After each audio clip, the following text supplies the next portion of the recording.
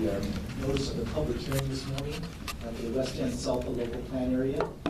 Today we will have our public hearing, and on the agenda, at item number 1 is the review of the annual services plan. So this time I'll turn it over to Susan, and she can introduce the item. Thank you, Ted. Do I need a microphone? You can hear me, right? Can you hear me? Yeah. Okay. Thank you. Oh, that's better.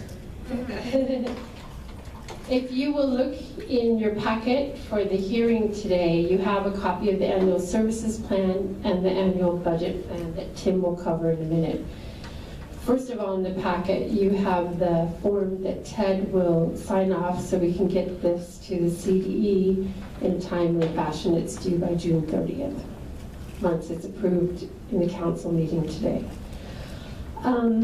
So you have, starting about 5 pages into your packet, the annual services plan. And it has 2 parts to it.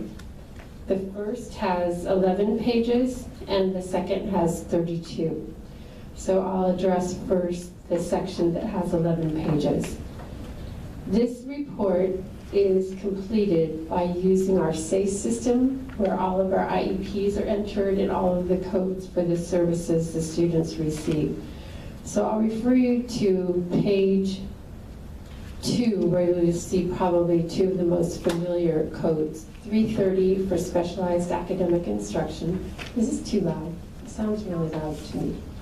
Okay, and 415 speech and language. So that just gives you an example of some of the codes, but all of the codes that are in the SACE system are reported here on the left-hand column, so the 3rd column over of the X's, those that have been adopted. So that means they're available for our use. And then those that have been modified, there are none. And those not currently utilized have X's. So you'll see there are no students currently with the 220 code for medical services, none for 230 nutrition services, and so on.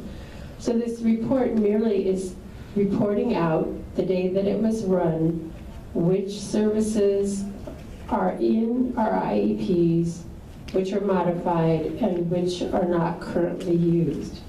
If you go to page 11, you will see that there's a 900 code. If any district were to feel that there was a need for a code that's not in these list of codes, they would use code 900, and the SAPA would have to provide an explanation in this report of what that code means. We have none of those. Then if you go to the 32-page report, you will see listed district by district and sites within the district the codes that are currently being used in those districts. So for example, if you look at page, let me see, starts out with San Bernardino County, and then on page 6 it starts with Altaloma. So you can see at Altaloma Elementary there are 330, 415, and others, the ones that I shared with you previously. And then if you look at the type of facility, you'll see that all of their facilities are 10s, and that's a public day school. If you go on to page 13, you will see that we have written in one additional entry, and that is the CDE requires that you enter in that if you had a student in county jail, what service they would receive. We currently have no students, but this is a prospective report. We have no students in county jail, but if we did, most likely they would be receiving 330s. The strikeouts are sites that previously there were students that had services. So if you look under Chino on page 14, You'll see Boys Republic High has been crossed out because there are currently no students at that site that have an IEP receiving those services. Any questions from the group? I guess we'll wait to the hearing portion of it. Okay, thank you. Any questions for Susan regarding item number 1? If not, we'll move into item number 2, which is to review the annual budget plan. And Susan, if you can introduce the item. Tim is going to go over the annual budget plan. Thank you and good morning.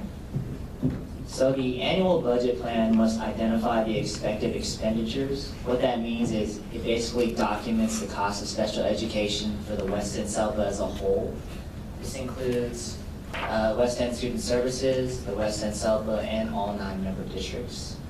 We kind of went out of order here, so you want to go back to the narrative of that section. And Susan already mentioned after the narrative we have the annual certification that Ted will sign. So after that page, we have our annual budget plan form. This form is called the ABP-01 form. There are 7 rows, beginning with row A, which is for revenue.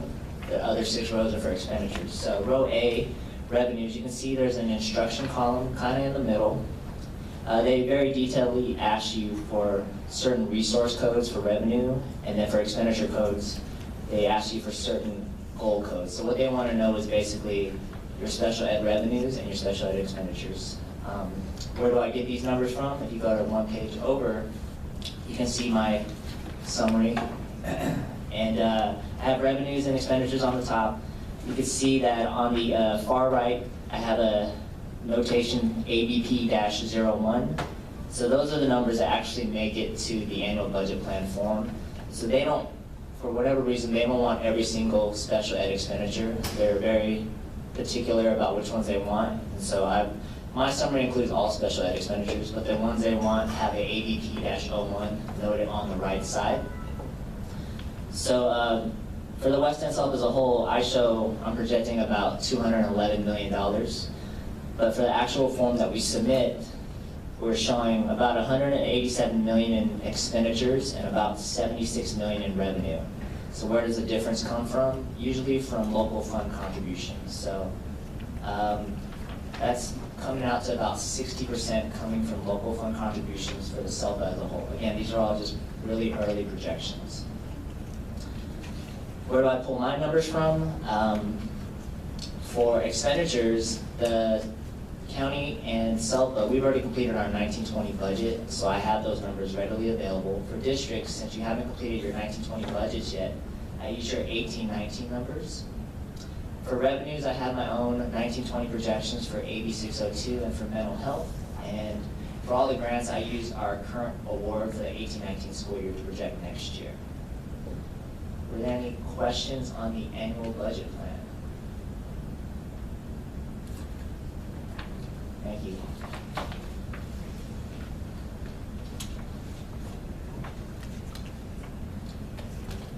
Okay, any questions for Tim regarding the budget plan? Looks like there are not any. Do we have any comment cards? No, it's just an open Just session an open now. hearing, Everybody okay. would need to Thank comment. you. So at this time, We have a for our time. public hearing, we do have an open period for anybody from the public. So if you'd like to come forward and please share your comments. Hi, my name is Martina. Is this on?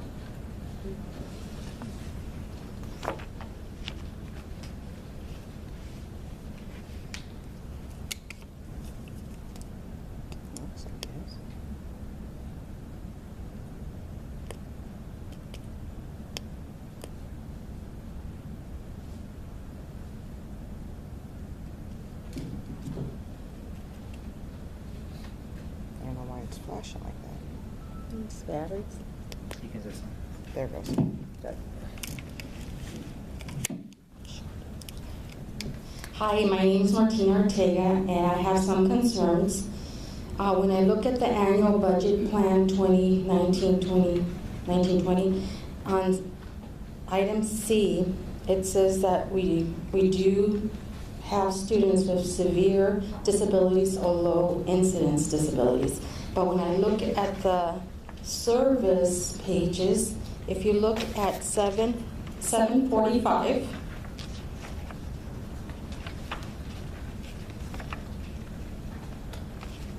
which is reading services, that's not being utilized. So I looked up that ed code, and that's for low incidence. So my concern is that our students are not getting reading services. And then the other concern I have is 865 agency linkage. From what I know, or from what I've been told, is that DOR needs to participate in the high schools when the student is, around age 16, but you could ask for it when he's 14. So why is that not being utilized? So those are my two concerns. Thank you. Thank you for those comments. Any other comments from the public? Please come forward. Thank you. Good morning. My name is Rita Loof, and I'm a parent, and I'm also a member of the County Board of Education representing Area B, which includes the areas of Upland, Ontario, Montclair, Chaffey Joint, portions of Fontana, and Mount Baldy. I'm here today to express concern about this budget. As you can see, it's a $211 million budget, and we're still having a lot of problems in the special ed parent community. At the state level, I always hear special education being blamed for the financial problems in education. But then we as parents see a different reality on the ground, where currently in my district, I have 2 federal lawsuits just to get services for my kids. And actually, those lawsuits are related to the school board authority, because they were agreements that the school district entered into, and then the SELPA won't comply with that agreement. So there's a lack of accountability in this agency. It is very concerning to see over $7 million in administrative costs. And what is happening on the ground is that parents are not getting the services at the IEP meetings. A lot of the times because of SELPA influence, and the due process department is heavily involved in denying those services. So it does not surprise me that there are no reading services being utilized, which, let's think about that for a moment. No reading services being utilized, that says a lot. 60%, as you heard Tim, who does a great job, mention that 60% comes from local taxes. So we as taxpayers are subsidizing this agency. 7% or 7 million, excuse me, is going to administration, and it's bad administration, bless you. It's not good administration, because this agency acts as an insurance company where all the claims are denied. If you build in, it's not that hard. It's not that hard to accommodate children with disabilities.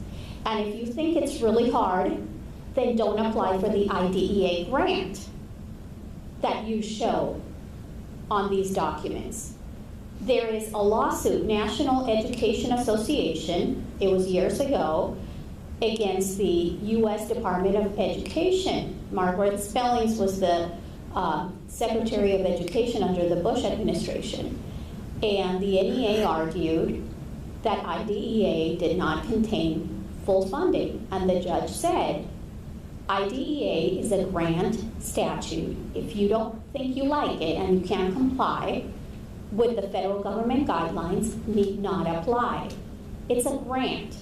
So I really am outraged when I hear the talk about fully funding special education Well, maybe if we didn't have 7 million in a bad administration who's not proactive, who is reactive, maybe we have more money in your district pockets. You need to look at what the SILPA is doing legislatively as well in regards to the funding, because a lot of the times it may not behoove your district. Why would you want to send the money to a middleman agency like the SILPA when you can keep that in your own pocket? I might disagree with my district in a lot of policies, but I would rather them keep their own money and try to use local control. And it's not that hard to accommodate children with disabilities. I have done it as a parent. You could build in your own structure to provide services. But the problem with this agency is that the money is being allocated towards lawyers. So you have one behavior specialist for 12,000 students in the West End SILPA, but you have 5 law firms. There's an upcoming item for your next meeting on approving yet another legal contract. Excuse me. And you have a team of about 30 lawyers. For my own kids, there's about 5 lawyers involved, but it's over reading services.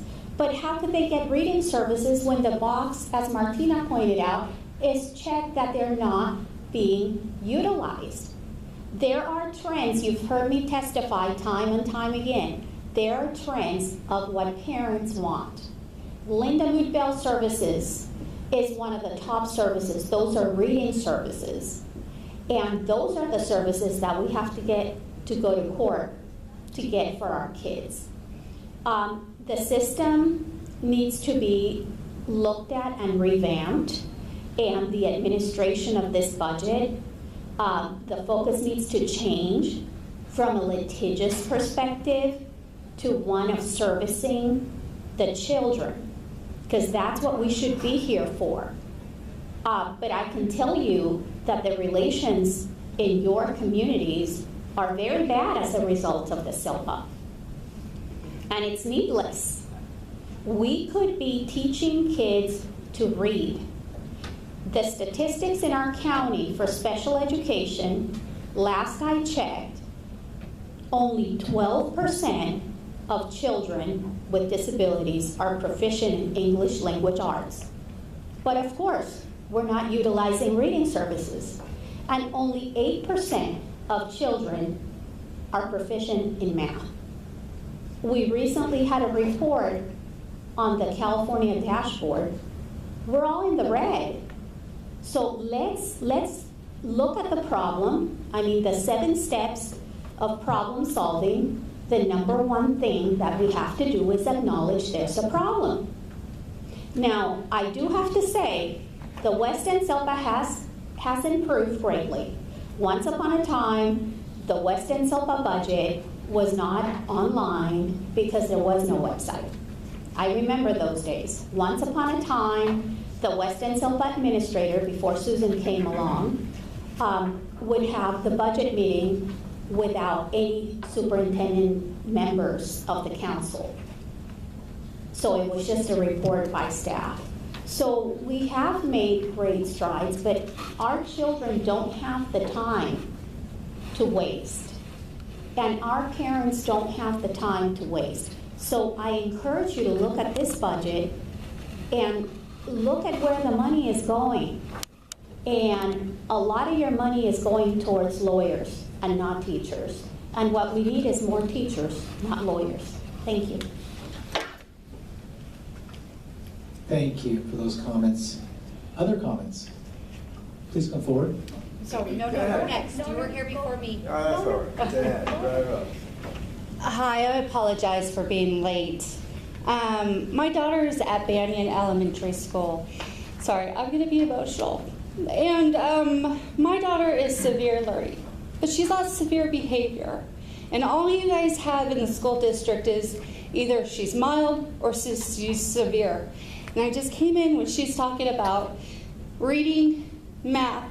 My daughter can do that, but she's in a classroom where there's kids hitting each other, screaming around in the room because she's a severe learning disability. not a severe behavior. But this school district doesn't separate the two. There's no